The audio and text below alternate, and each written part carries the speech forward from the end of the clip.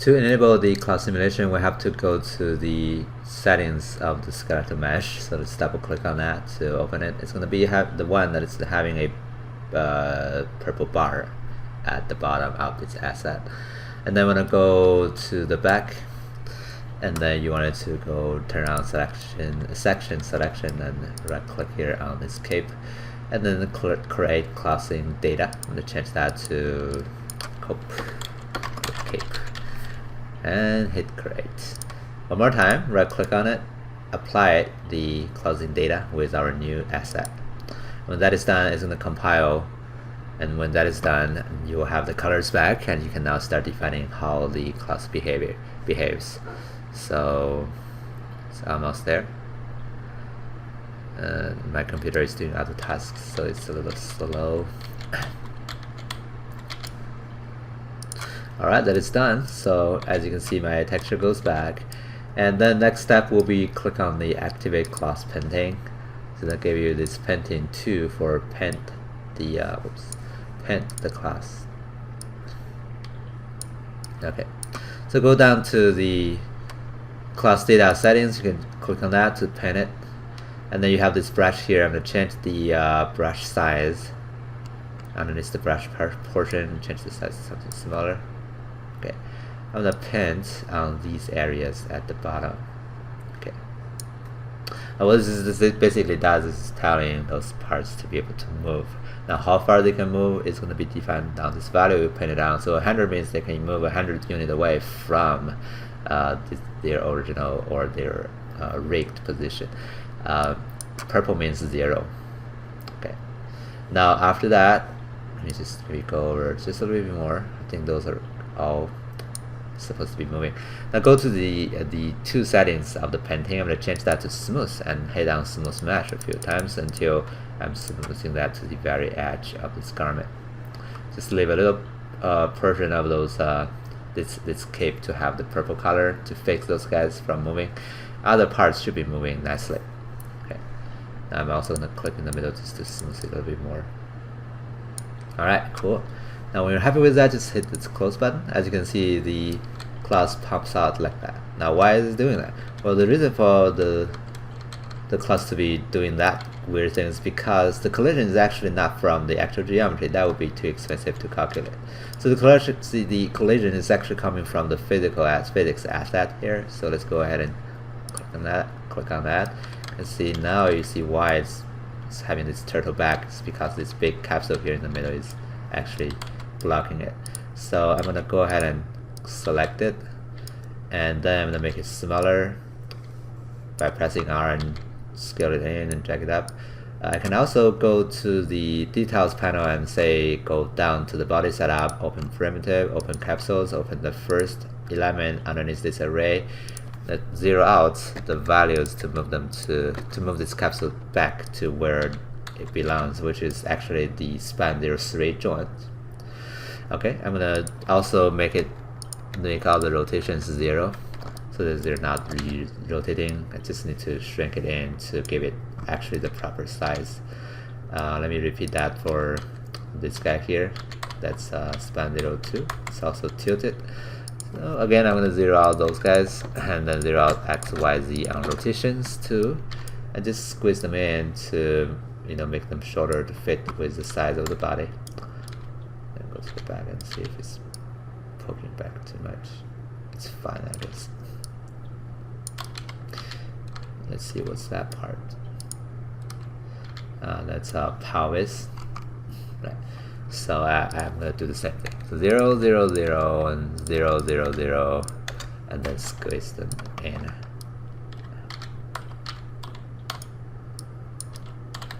So the default physical asset sometimes is not good enough. Okay.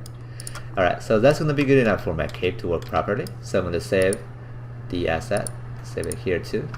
And I'm gonna go down to the viewport, and we can now go play. See, now we have this very nice moving cape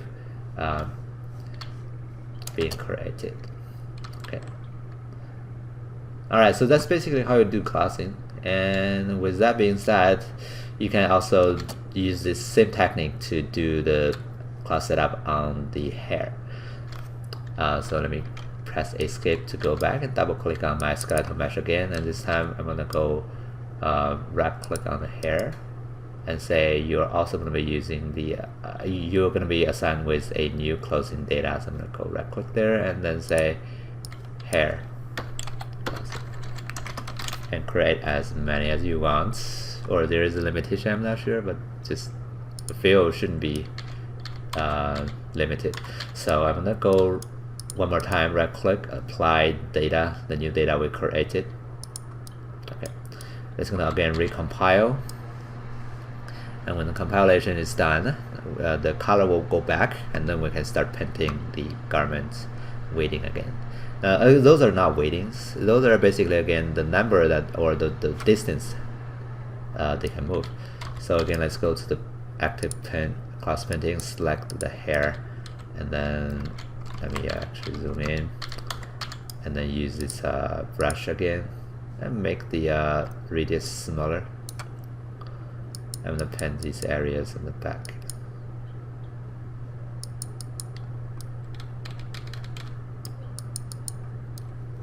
And also the areas in the front. Make my brush a little bit smaller so I can just tweak these parts.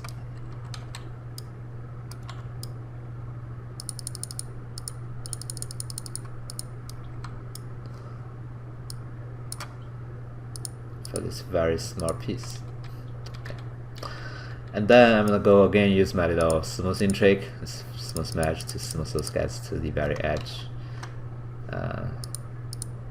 Maybe it's just a little bit more there, and here I'm gonna manually do the smoothing by holding down shift, or just I don't have to hold down shift actually, just smooth.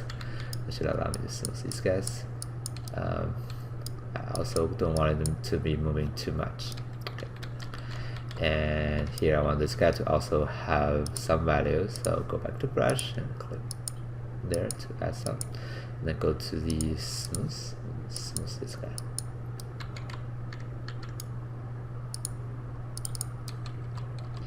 Alright, so let's hit close on this guy. As you can see, the hair is being pushed out. Again, that's because of the physical asset that we're using here on the neck.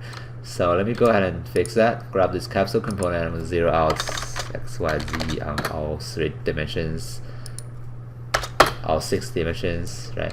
Now this is from the neck, so I'm going to go ahead and rotate it to match it with neck. So make it smaller,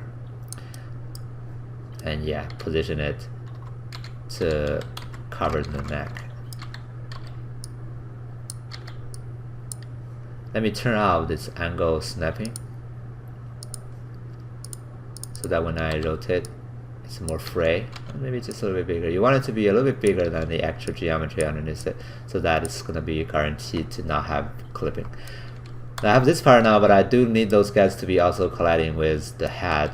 So I'm going to right click on this neck 01 and say add shape, add a new capsule shape, and this new capsule will be representing the volume of the head. So I'm going to squeeze it in and drag it around.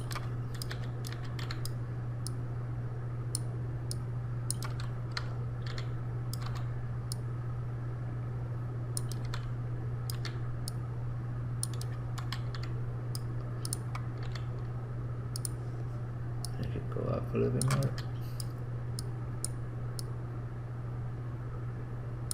Alright. So let's actually save the asset and go back to the viewport. Let's play it again. As you can see now, the hair starts to dripping down too. Right. Cool. So you can use this kind of like a way to simulate hair instead of using Hairworks, because Hairworks is just so much set up to do, and it's not as simple as this, and you're sacrificing too much just trying to implement Hairworks. Now this is good enough in many cases. I mean, this is a game, right? The hair is allowed to have some clipping. When is the last time you see very good hair simulation in a game? Very little. I think some of the really good ones, maybe Tomb Raider, can be a little bit, it can be quite nice. But other than that, others are actually really bad. Like the ones on The Witcher. I mean, as you see clipping and jittering all the time. Our tech knowledge is not that good yet to not that good yet to tackle this very detailed simulation. Anyway, I don't quite like my hair material when I look at it. I'm gonna double click on it to make it different. So this time it's because the material is using this translucent method. I'm gonna change that to masked, so that way it's gonna be using a different way of calculating to give me better control of all those different aspects of the material. I'm gonna redrag the alpha from opacity to opacity mask. This is gonna give me better shading. So let me apply that and save it.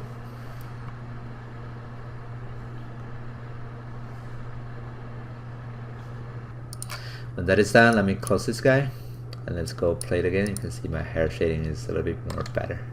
Okay. Now when I look at it, I'm thinking, I kind of wanted to hold the hairstyle just a little bit better. So I'm gonna go back and repaint the hair asset. So I'm gonna go inside here. I'm gonna go active painting, choose the hair. I'm gonna say this part should be holding a little bit more. So I'm gonna go to the brush. I'm gonna change my print value to 0 and make sure that you make the strength 1 so that you're having 1 when you click on you're having full value being applied to the geometry instead of having like only 50%. I'm gonna click here to tighten it up and then go back to smooth and smooth it just a little bit more. I'm gonna go back to the brush and tighten it up just a little bit more. So just have some smoothing and clipping so that I can have some good result. Oh, you know what? I don't really want to disable or change what's happening in the back, so let me Control Z a few times.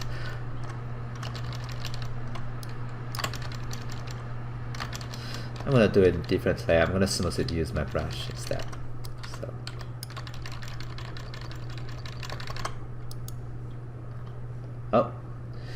go to re-edit and redo. Control F. Set it back. Smooth it out.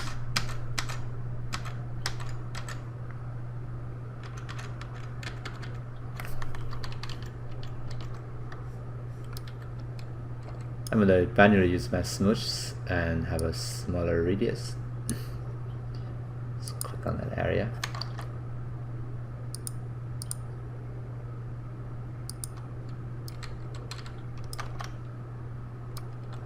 Maybe I can use its brush again and make it smaller, so it's to be 1, value to be 0.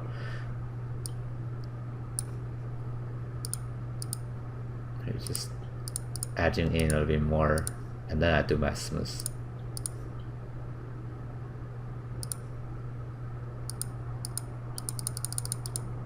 Alright, so that's gonna help me to hold it more here on the model.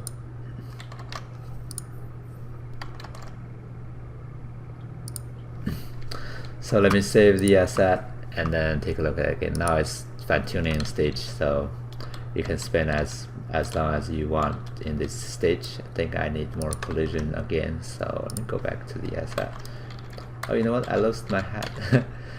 I guess I didn't save it, so let me do that again. Underneath the neck, add shape, add sphere. The sphere should be enough. Make it smaller, drag it in, make it pushing the hair out just a little bit.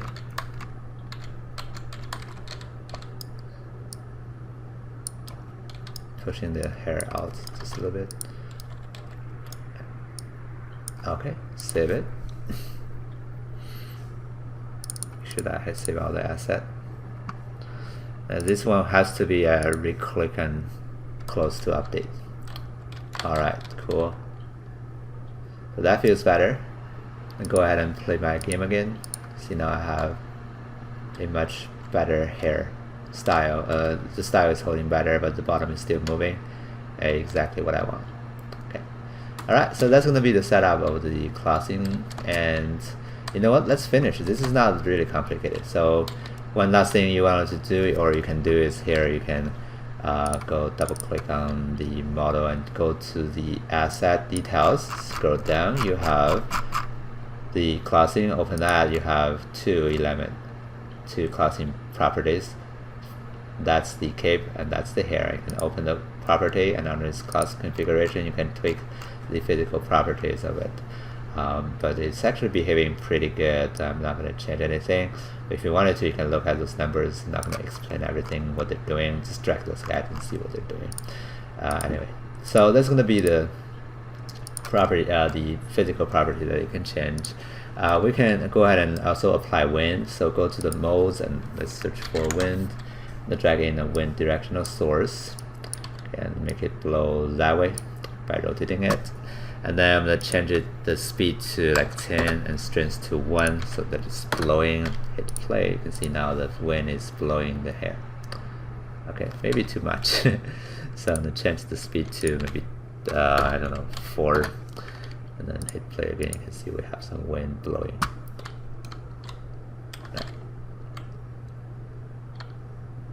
Alright, that's going to be it for the cloth simulation. Again, I don't think there is a very stable way of keeping them not clipping at all, but you can get decent results, and that's how we're asking for in game, right? This is clipping too much, but yeah, that's probably because of the my collision severity is too small.